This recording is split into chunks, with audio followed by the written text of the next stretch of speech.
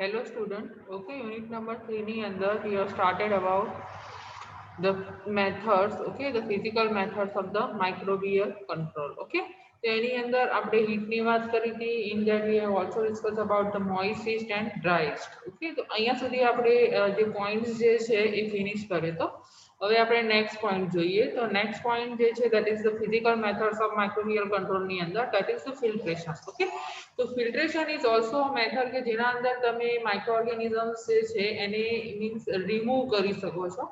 Okay, so that is used for the remove of microorganism, not for the killing or stopping the growth of microorganism.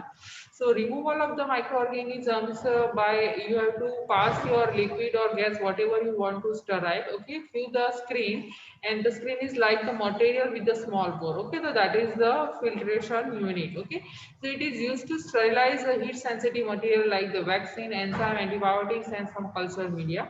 So filtration is a method in which normally that is used in the lab for the sterilization purpose for the removal of the microorganism from the liquid and gas. Okay, અને એ જે material use થાય છે એ normally કેવા હોય છે heat sensitive કે through the heat તમે એને મીન્સ જે મેથડ્સ જે છે that is physical method heat બરોબર એનાથી તમે માઇક્રો ઓર્ગેનિઝમને રિમૂવ નહીં કરી શકો એનાથી માઇક્રો ઓર્ગેનિઝમને તમે કિલ નહીં કરી શકો. ઓકે, તો એ કન્ડિશનમાં જ્યારે હીટ સેન્સિટિવ મટીરિયલ હોય like vaccine enzyme and antibiotic, okay, તો તમે જે ફિલ્ટ્રેશન વાળી મેથડ્સ જે છે એ યુઝ કરી શકો છો. Okay, now in that the HEPA filter, that is the high efficiency particulate air filters that is used in operating the rooms and burns units to remove the bacteria from the air.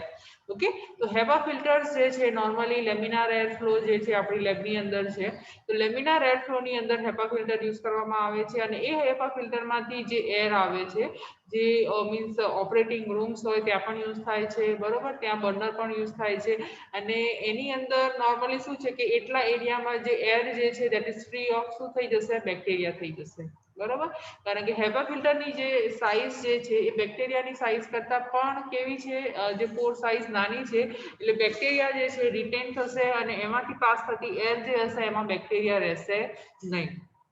Next છે that is membrane filter. Okay, membrane filter જે છે normally આપણે પણ લેબમાં use કરીએ છીએ that is use in industry and research purpose. Okay, different સાઇઝના membrane filter આવે છે. ઓકે, ફોર એક્ઝામ્પલ કે 0.22 માઇક્રોમીટર પોર્સ વાળા હોય છે, 0.45 માઇક્રોમીટર પોર્સ વાળા હોય છે and that is use to filter most of the bacteria. Okay, બેક્ટેરિયાને ફિલ્ટર કરવા માટે યુઝ થાય છે that do not retain the spirochetes, mycoplasma and virus. Okay, તો તેનાથી બેક્ટેરિયા જ રિટેન થશે, બેક્ટેરિયા જ રિમૂવ થશે. ઓકે, બીજા જે માઇક્રો ઓર્ગેનિઝમ્સ જે છે like the virus and spirochetes, okay, એ એનાથી રિમૂવ થશે નહીં. ઓકે, વાય કારણ કે એની સાઇઝ કેટલી છે 0.22 to 0.45 micrometer.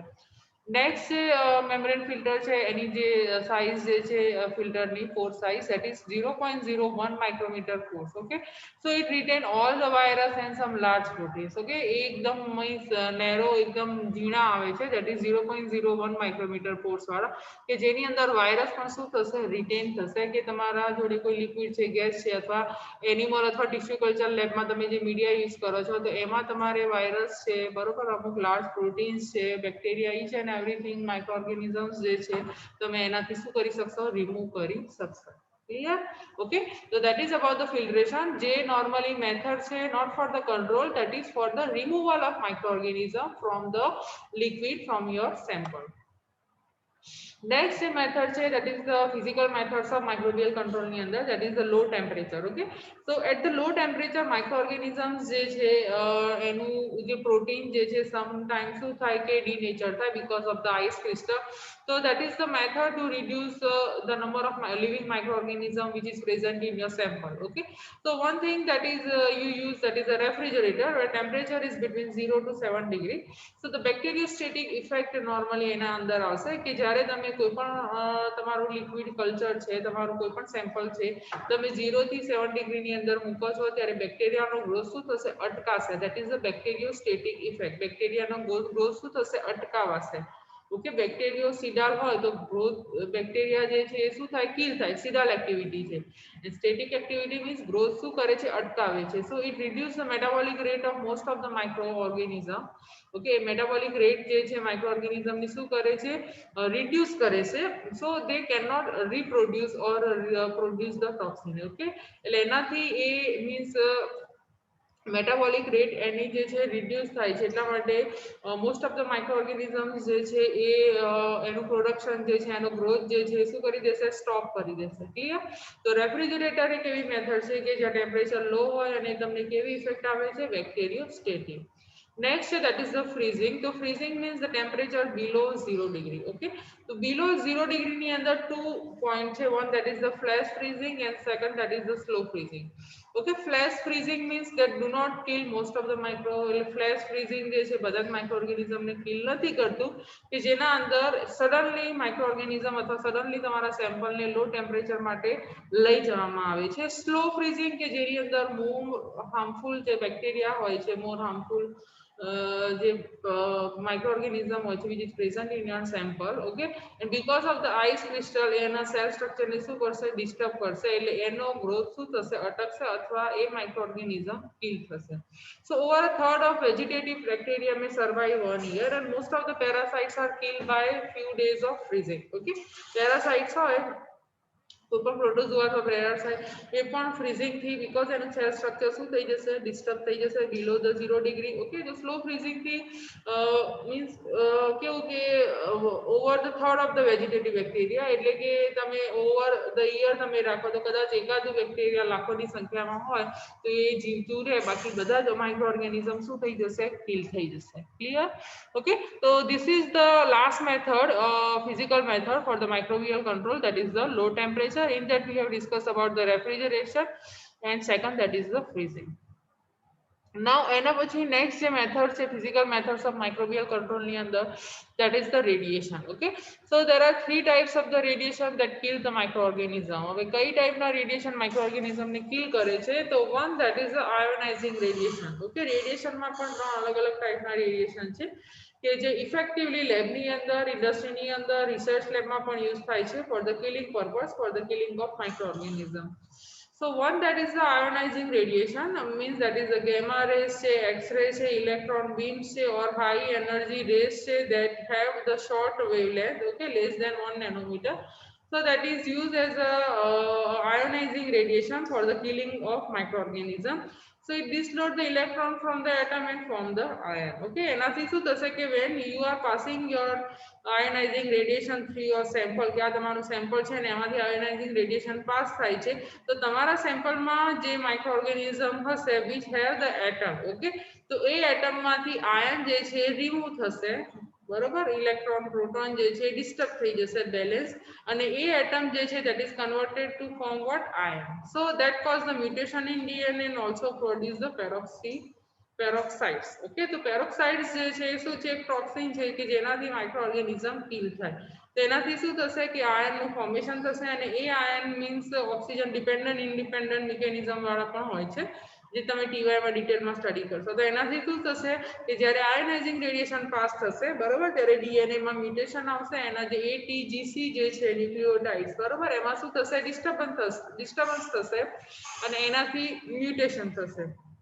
Okay, so that is used to sterilize the pharmaceutical and disposable medical supply. Okay, તો ionizing radiations જે છે એનાથી તમે pharmaceutical જે તમારા મીન્સ પ્રોડક્ટ્સ જે છે એને સ્ટરીલાઇઝ કરવા માટે અને મેડિકલ સપ્લાયઝ જે છે એના ડિસ્પોઝ કરવા માટે, ઓકે, મીન્સ કે જેમાં લિવિંગ માઇક્રોઓર્ગેનિઝમ ના રહે, ફોર ધ બાયોહેઝાર્ડના જે પ્લાન્ટ્સ હોય છે ત્યાં આયોનાઇઝિંગ રેડિયેશન યુઝ થાય છે કે જ્યાં માઇક્રોઓર્ગેનિઝમને 100% કિલ કરવામાં આવે, પછી એને ડમ્પિંગ કરવામાં આવે છે. ઓકે, food industry જે છે that is also interested in using this ionizing radiation. Okay, disadvantage શું છે, it penetrates in human tissue and may cause the genetic mutation in humans. Okay, તો human body માટે તમે આ ionizing radiation use કરી ના શકો, કે એનાથી શું થશે, genetic mutation થશે.